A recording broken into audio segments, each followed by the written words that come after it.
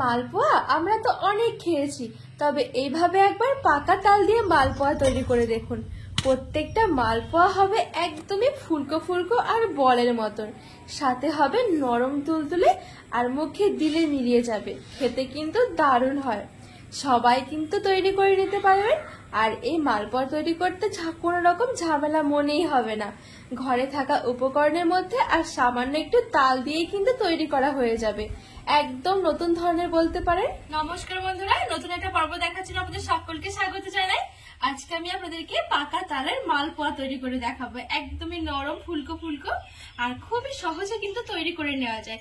এখন যেহেতু তালের সিজন ভাদ্র মাস, সবার ঘরেই কিন্তু কম বেশি তাল তো আসে, তো ঝটপট কিন্তু অল্প একটু তাল দিয়ে এরকম নরম তুলতুলে মালপোয়া কিন্তু তৈরি করে নিতে পারেন। আর খেতে কিন্তু দারুণ হয়। তো বন্ধুরা চলুন আমি খুবই সহজভাবে তৈরি করে দেখাবো। আশা করছি আপনাদের অনেক ভালো লাগবে। তো এখানে আমি একটা বাটি নিয়েছি, বাটির মধ্যে নিয়ে নিয়েছি একটা বাটির হাফ বাটির মতন তালের কাঠ। অবশ্যই কিন্তু মেপে নেবেন। আর তালের কাঠটা কিন্তু আমি কোনো রকম জাল দিইনি, কাঁচাই আছে। তো এবার আমি বাটির মধ্যে নিয়ে নেব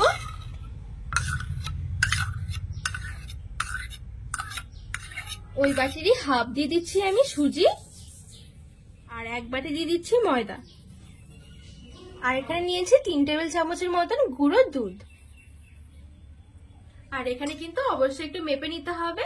হাফ বাটি তালের জন্য হাফ বাটি সুজি আর এক বাটি নিতে হবে ময়দা, তাহলে কিন্তু মালপোয়াগুলো একেবারে পারফেক্ট হবে। তো এবারে উপর থেকে আমি নর্মাল জল দিয়ে একটা গোলা তৈরি করে নেব।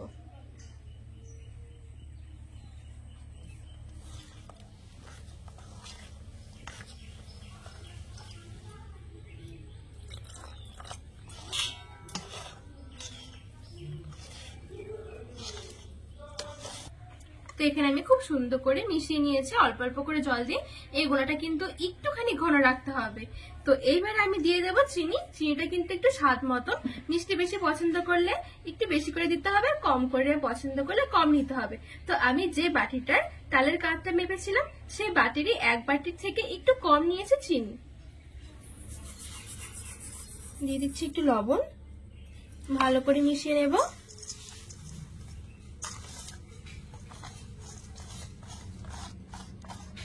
তো এখানে খুব ভালো করে দেখুন চিনিটা দিয়ে আমি মিশিয়ে নিয়েছি। আর এই গোলাটা দেখুন একটু ঘন ভাব থাকবে, যে খুব বেশি পাতলা নয় আবার একেবারে মোটা নয়, ঠিক এরকম।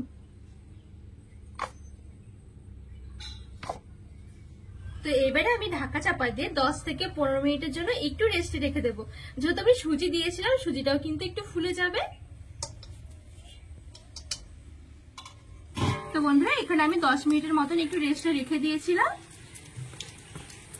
এখন দেখুন ঘনত্বটা কিন্তু ঠিক এরকম রাখতে হবে।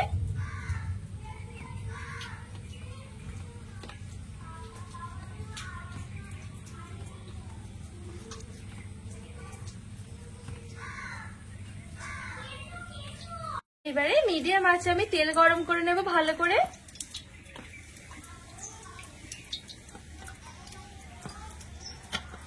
তো এখানে তেলটা আমি ভালো করে গরম করে নিয়েছি।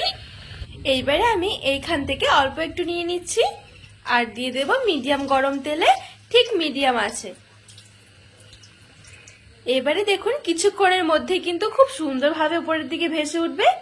ভেসে যখন উঠবে সঙ্গে সঙ্গে কিন্তু উল্টে দিতে হবে, তাহলে কিন্তু খুব সুন্দরভাবে একেবারে ফুলকো ফুলকো হবে। তো এই দেখুন কিছুক্ষণের মধ্যে দেখুন কত সুন্দরভাবে একদমই বলের মতন ফুলে গেছে মালপোয়াটা। দেখতে দেখুন কি দারুণ লাগছে, বিশ্বাসই হবে না তাল দিয়ে এত সুন্দর মালপোয়া তৈরি করা যায়।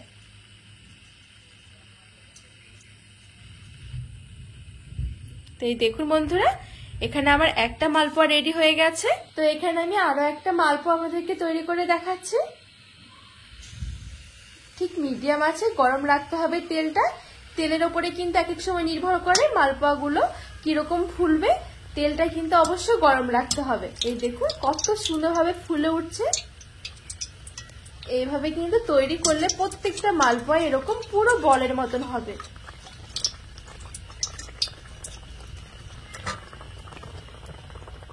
আর অবশ্য কিন্তু এই মালপোয়াগুলো তৈরি করার সময় যখন দেখা যাবে যে পিঠেটা তেলের নিচ থেকে উপরের দিকে ভেসে উঠছে তখনই কিন্তু সঙ্গে সঙ্গে উল্টে দিতে হবে, তা না হলে কিন্তু একদিক থেকে উপরেরটা ফেটে যাবে, তখন আবার কিন্তু অনেকক্ষণ পর্যন্ত এই পিঠেগুলো ফুলকো থাকবে না।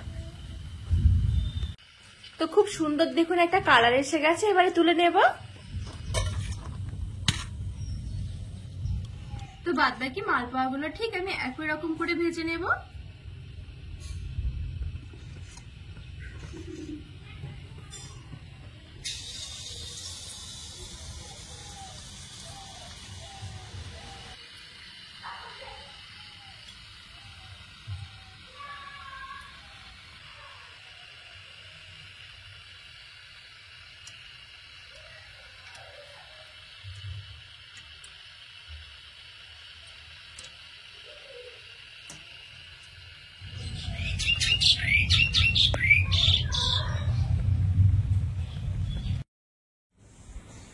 যেহেতু আমি অল্প করে তৈরি করেছিলাম সেই জন্য আমার এখানে খুব বেশি একটা মালপোয়া হয়নি, আর যতগুলোই হয়েছে দেখুন একেবারে ফুলকো হয়েছে, আর যেন মনে হচ্ছে কতগুলো মালপোয়া হয়েছে, যেহেতু ফুলেছে সেই জন্য দেখতে এরকম মনে হচ্ছে।